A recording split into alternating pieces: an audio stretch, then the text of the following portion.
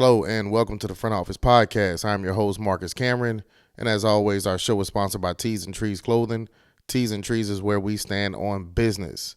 Good afternoon, good evening, good morning, whatever time you're viewing the show. We appreciate the love. We appreciate you checking in. Please make sure you click the like, subscribe, share, and follow button.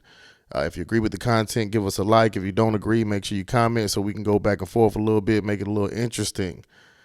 Very, very interesting topic today. We're just going to talk about one topic. That's it. Stephen A. Smith and LeBron James get into it at a New York Knicks game. It was the Knicks playing the Lakers in L.A. Third quarter, LeBron comes over, has a few choice words to Stephen A. about his son, keeping his son's name out of his mouth and criticizing him, referring to Bronny James, of course. Stephen A. just signed a $100 million deal with ESPN, sitting courtside with his agents. And, it just a pretty viral moment. Stephen A. gets on First Take in the morning because the moment has gone viral. And based on what he said on Gil's Arenas today, Gilbert Arenas or Gil's Arena, felt like he had to respond. Bosses put pressure on him to respond because it's great for TV, things of that nature. He didn't say those words, but that's what he means when he says, I have bosses, I got people I got to answer to. I thought his response on Gil's Arena not on Gil's Arena, just his response the day after, I thought was very thoughtful, sincere, and not trying to take a shot at LeBron. Really kind of understanding, hey, as a father, I get it. That was a parent I was talking to that wasn't the NBA basketball player LeBron James, and seemed almost apologetic. But then another video comes out of LeBron James and Richard Jefferson joking around before the Celtics game, and he's kind of explaining to Richard what he meant. And I think Bron forgot for a moment the cameras was rolling and picked up some audio, and basically he was just like, when he came at me about as a father. Or when he started his soliloquy that day on First Take, as a father, I'm begging you to please stop this as far as Bronny, referring to getting Bronny in the league. Everybody, I think, knows that. And basically having to talk and say that Bronny's not ready to be playing in the NBA. He should be in the G League. And LeBron has put a lot of pressure on his son, not with him trying to get to the NBA. I don't agree with that part. As a father, I think you're going to try to do everything for your kids to get them where they need to be in life, no matter where you are. But, the comment on the pod about Bronny's better than half of the guys in the league right now. And it's been a lot. It's been a lot since that magical moment that we all witnessed on opening night when they got to be on the floor together. It's been a lot to deal with. I can understand the frustration. And from Stephen A's point of view, he feels that Bron has really tried to control and make everybody sit on their hands and not say anything. And we shouldn't criticize his son because it's his son. And he just feels, I think the media feels like they've been put in a box by LeBron James and company. And frustrations boiled over. A conversation was had, and Stephen A. in kind responded. Now, I actually got a couple DMs, which I was kind of surprised. Shout out to the people who DM'd me and asked me if I was going to do a video on this. I thought long and hard, and we actually did a video, a recording on Sunday on the Hot Seat. Make sure you check out the Hot Seat podcast. It's on YouTube. Also follow our Instagram page. Dope show. Shout out to Drew, Harold, and Twan. And it was a heated debate, I think, between all of us. All of us felt a little differently. I think me and Harold were of the same thought process, and Drew and Twan were kind of on the Stephen A side. My take now, kind of looking back and having the time to digest all the information, everything that's been coming out in regards to this situation is, honestly, I think they both wrong. I know that's a cop-out. I know that's not the sexy thing to say. The sexy thing to say is to pick a side and trash the other side. But I'm speaking as a father. I'm speaking as a guy who has aspirations of being in the media world one day, as far as with my podcast. I'm speaking as a fan of the NBA. I think they were both wrong. And here's why. Let's start with why I feel like LeBron is wrong. LeBron is wrong because the moment didn't justify the actions. And what I mean by that is, as a father, I get it. I get it. I have a son who has struggled with diabetes, um, autism, and he currently runs track. It's been a struggle, track and cross country. It's been a struggle for him to get to the point to where he is, to the point to where it makes me emotional and makes me so proud to see that. And I think when Bronny had the issue with his heart at USC, I think it woke LeBron up. I think it made him look at life, look at time spent with his son probably a little differently. Not saying that he was, a bad father or anything like that. I just think when you're playing in the NBA or you play a professional sport, you don't spend a lot of time at home. You can make flights and stuff like that to go catch him at a game, but it's nothing like spending good quality time with your kids. To see his son on the same team as him has been a dream, but I don't think he processed it correctly. And what I mean by that is, and it's a little bit hard for me to actually say and believe it, but it's my thought. It's just my opinion. He didn't process how visceral this world can be, especially with social media, the power of social media. If Bronny struggles, anybody looking to have anything to say or capitalize off of using his name or using Bronny's name is going to say it. And they're going to say it in a way that it's going to be a hot take. Doug Gottlieb said the Lakers are treating him like a Make-A-Wish kid. Now, of course, he tried to back off the comments and his sports all the media pundits. He didn't mean that. He didn't mean this, and he didn't mean that, and you can't be that sensitive. You're wrong. You're wrong. As a father, you can be that sensitive. But LeBron is wrong because you've been going through this yourself for 22 years. You know exactly what the media is capable of. You know exactly when you say something, 9 times out of 10, it's going to get taken out of context. It's going to be split up, cut up, chipped up, and made into some crazy meme or a crazy hot take or something like that. You understand this. And you still went on and said that he's better than 50% of the players in the league. Right or wrong, I don't believe that, but I do think Bronny is going to eventually be an NBA player. I do think he can contribute to a team. I think he has the talent. I think he has the IQ. Hopefully he gets there. I think all of us are rooting for him. I don't think anybody's actually wishing the kid to do bad. But LeBron, you know that this media will tear you apart. And the guy that you actually got into it with has been a part of that. Ever since he came back to ESPN in 2011. You're not the only guy he's ripped. He ripped Kyrie. He ripped Kwame Brown. He rips guys who get in trouble for weed. But that's part of his job. He has a job to do. He's an entertainer. He's an analyst. He's a reporter. He's all of those things. He just got a $100 million deal with ESPN, so he's pretty good at his job. I can't knock Stephen A. Some people like him. Some people don't. I personally like him. I can tolerate and disagree with some things that he says, a lot of things actually. But at the end of the day, I respect him. I think he is a pillar for our community. I think without even knowing, he has actually given young black kids another dream. What if you don't have the talent to make it to the NBA or the NFL? And you don't want to be a doctor and you don't want to be a lawyer. You just love a sport or you love sports. Like this guy got paid $100 million. Why can't you? He's getting paid $100 million to talk sports. Go after that dream. Go after that dream. Have another option. He opened up another door for our community. So I'm forever thankful for that, and I respect him to the max. And a lot of people are going to say, oh, blah, blah, blah. Whatever, man. I'm a dad. I get it. I understand. I respect him. And I think Bron should have had a little bit more respect for him in that moment. It was nothing wrong with you walking up on him. Hey, listen, you make sure you stay here after the game.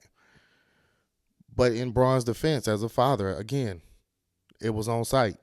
It was on site when you saw him. It was on site whenever you got your hands on him, and that's what transpired. But it was still some thought put into it. You know what I mean? Like, it really, that's the part I had to digest.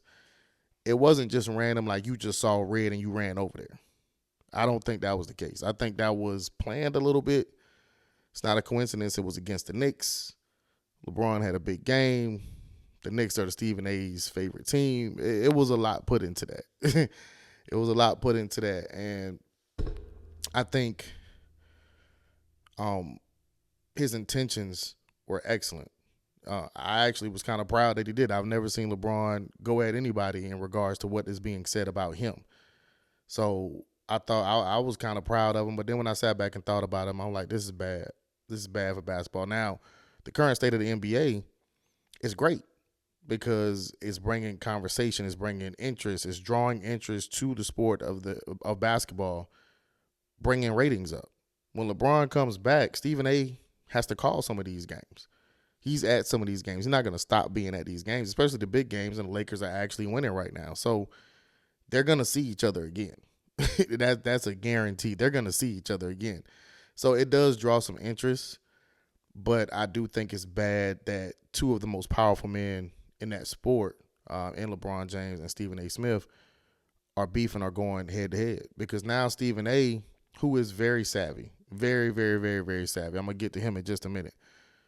But he has all the ammunition he needs to really go on a tirade. Now, he hasn't done it yet. He did go on Gil's Arena today, and it was quite spicy. Y'all should check that out, man. That's a dope show. I like Gil's Arena show. I tell you, I'm a big fan of that show. But he was very candid. Said he thought it was a bitch move, or he thought it was weak. That's what he said. He thought it was weak. But, Bron, you knew how this was going to go. You knew how it was going to play out, and I think you're giving people who have been waiting for 22 years for you to crack a reason. You're giving them, you're showing them that you're cracking because they're hitting a spot that you couldn't protect in your son.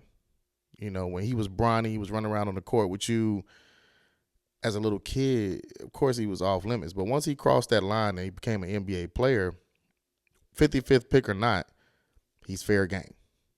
He's fair game to people like myself, to Stephen A., anybody who wants to talk about him, and you can't fight everybody, bro. You just can't. So that's where I think LeBron was wrong. Thought you should have just planned it out a little bit better and maybe had that conversation one-on-one. But I understand wanting to address Stephen A. Smith publicly because it's sincere, and as much as he's explained, here's where he's wrong. You didn't address him one-on-one. You were that concerned.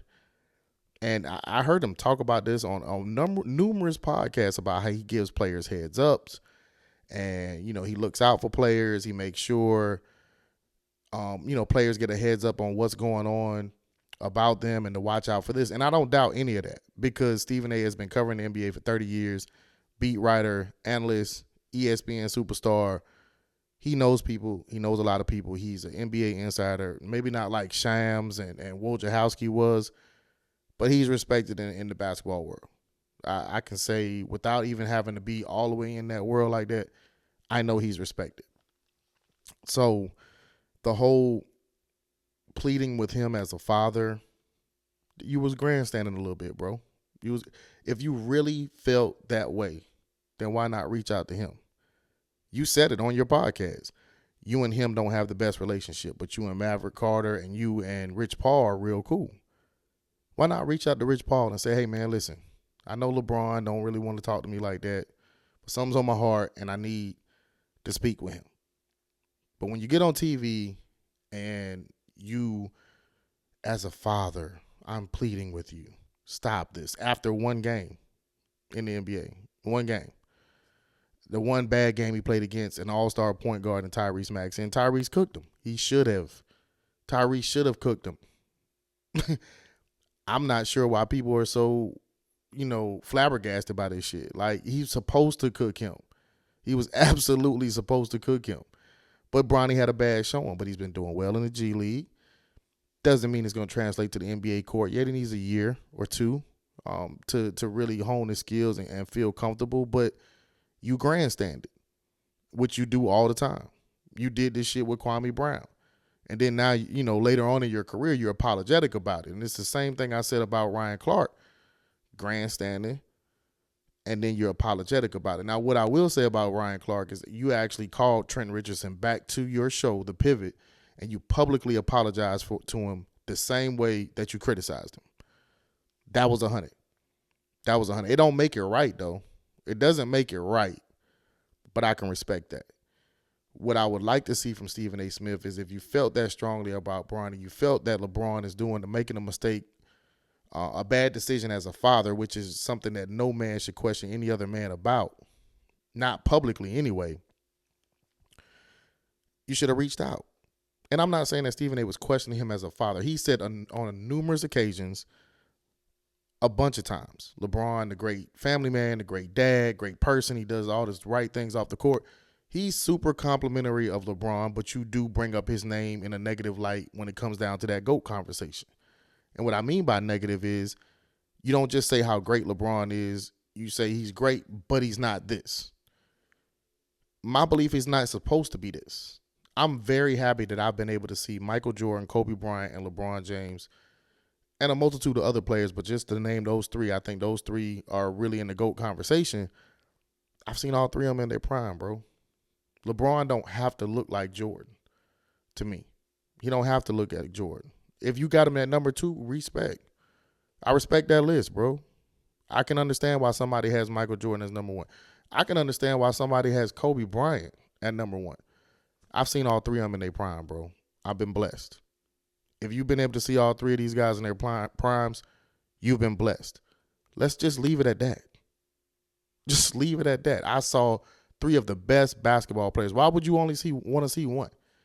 And then trash, or not even trash, but just always compare that one to everybody else that comes behind it. Times change. The game changes. It's different. I've seen all 3. But Stephen A., I mean, again, it's not like he hasn't been in this situation before. He was in this situation with Kyrie Irving. I brought up Kwame Brown. Got into the situation with Jaylen Brown. And on Gil's Arena, he's like, I was given a heads up. I was giving him a heads up as far as why, or what people were saying as far as why he wasn't getting endorsements. Now, that is some media savvy shit. And I do believe Stephen A. I do.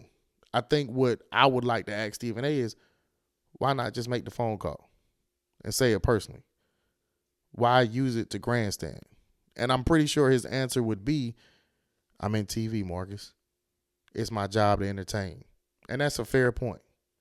But in that moment of entertaining, I think you still have to keep some type of character. And I do think he has good character, but you still have to be careful about how you say it. I don't say crazy shit when I'm on this podcast by myself, because you're going to have to stand on that shit.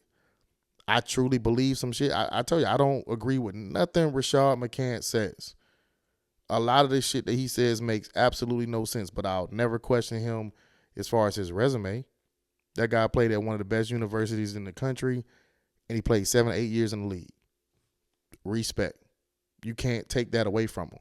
You know what I mean? Especially coming from me, I'm a guy who didn't play in college. I didn't play in the NBA. So how can I question his basketball knowledge?